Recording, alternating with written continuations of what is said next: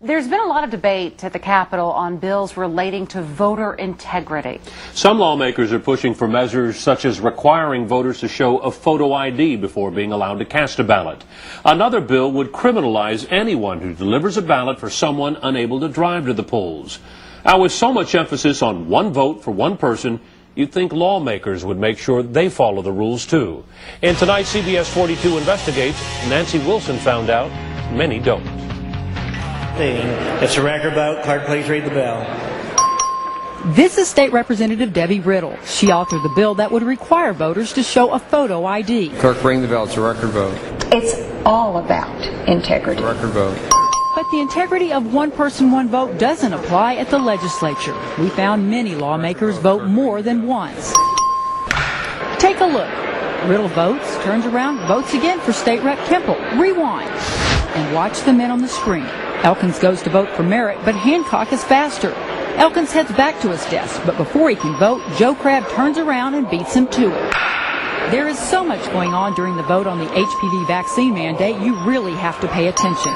Start with State Rep Hamilton at his desk. He leans over to vote a second time for his desk mate Dan Branch, then reaches back to vote for Charlie Howard and casts a fourth vote for Wayne Smith. He's not the only one scrambling to vote. Rewind the video and take a look at the top of the screen. State Reps West and Phillips both lean over to vote for themselves and their desk mates. Phillips votes a third time for Christian. On the left, Donna Howard votes for State Rep Vo. State Representative Dunham didn't have to leave his chair to cast 4 votes. One for himself, then for Coleman, Martinez Fisher, and then Veazey. Sometimes the voting is across party lines. Hartnett, a Republican, reaches back to vote for Democrat Oliveira. Democrat Matt Reynolds votes for Republican England, and Republican John Davis votes for Democrat Noriega. Most voters have no way of knowing if their lawmakers are actually casting their own vote. Even though the legislature is broadcast on cable TV, the cameras change from this to this when it's time to vote. But if you're sitting on the third floor gallery, I certainly noticed that there appear to be far more votes on the tick board than there were people in the room. Arnie and Laurel Weiss were baffled when they came to see the legislature in action. It seems very inappropriate and they should do something about it. Yeah, definitely.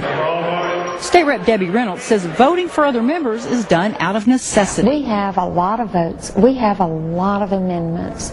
And there's times when we don't break for lunch and we don't break for dinner. We don't have bathroom breaks. Necessity or not, one thing is clear. They aren't supposed to be doing it. According to the official House rules, written, voted, and approved by lawmakers at the beginning of the session, any member found guilty by the House of knowingly voting for another member on the voting machine shall be subject to discipline deemed appropriate by the House. Clerk, bring the bill. It's a record. So, should lawmakers do it? Well, there's no question. At face value, it seems a blatant affront to their own rules. It is against their own rules, but the issue is with enforcement. Now, it's the Speaker's job to make sure the rules are followed. He declined to talk to us on camera, but his spokesperson sent us a statement that basically says they leave it up to the House members. Although the practice is widespread, we couldn't find any instances of lawmakers being disciplined for voting more than once. Nancy Wilson, CBS 42 Investigates. If you'd like to read the full statement from Speaker Cranach's spokesperson, you'll find it on our website, KITV.com.